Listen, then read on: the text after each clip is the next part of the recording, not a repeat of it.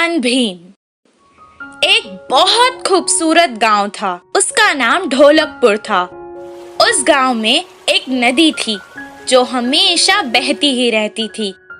उस नदी के कारण गांव में हमेशा हरियाली ही रहती थी। कुछ साल बाद वहां बारिश होना बंद हो गई और नदी सूखकर बंजर हो गई और गांव में काम ना होने के कारण गांव के लोग दूसरे गांव में काम के कारण जाने लगे। राजू और भीम दो आदमी एक ही गांव में काम के लिए गए। राजू बहुत अक्लमंद था और भीम जैसा उसका नाम वैसे ही वो बहुत शक्तिशाली था। वो आराम से कितना भी भार हो उठा सकता था। उस गांव में एक बहुत बड़ा लकड़ियों का व्यापारी रहा करता था।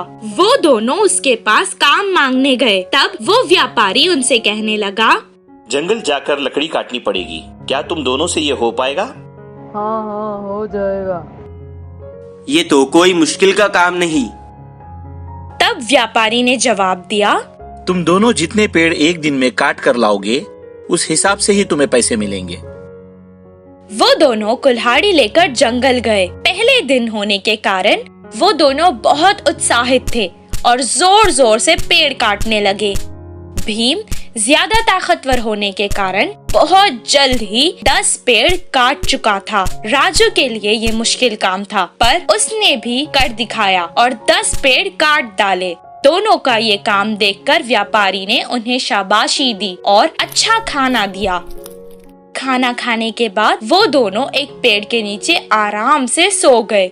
दूसरे दिन उसी उत्साह से वो दोनों फिर से जंगल गए। राजू कल की तरह आज भी 10 पेड़ काट चुका था। भीम ने सिर्फ 8 पेड़ ही काटे थे। हर रोज राजू 10 पेड़ काटता और भीम एक दिन 6 पेड़, तो दूसरे दिन 4 पेड़, फिर 2 पेड़, ऐसा करके काम कम करते रहा था। तब भीम खुद से कहने लगा, क्या हो गया है मुझे? क्या पेड़ काटने की वजह से मेरी ताकत कम हो गई है? वो व्यापारी के पास आया और कहने लगा, साहब, मेरी तबीयत खराब होती जा रही है। मुझसे ये पेड़ काटने का काम अभी नहीं होगा। मैं वापस चला जाता हूँ। अच्छा ठीक है, एक बार तुम्हारी कुल्हाड़ी तो दिखाओ। भीम जाकर कुल्हाड़ी लाया, उसे दे दी। व्यापारी ने उस कुल्हाड़ी को देखा। इतने दिन से तुम बस अपने बल का प्रयोग कर रहे थे और बुद्धि का नहीं।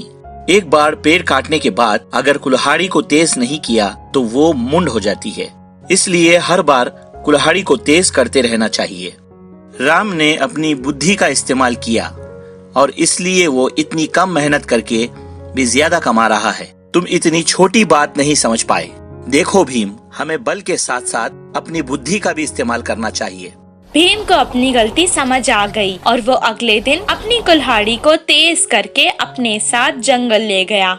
जैसे पहले दिन उत्साह से उसने पेड़ काटे, उतने ही उत्साह से उस दिन भी काम करने लगा। बुद्धिमान राम की तरह उसने भी बुद्धि का इस्तेमाल किया और इसीलिए उसे बहुत ज्यादा फायदा हुआ। इस कहानी से हमें ये शिक्षा मिलती है कि हमें अपने बल के साथ साथ अपनी बुद्धि का भी इस्तेमाल करना चाहिए।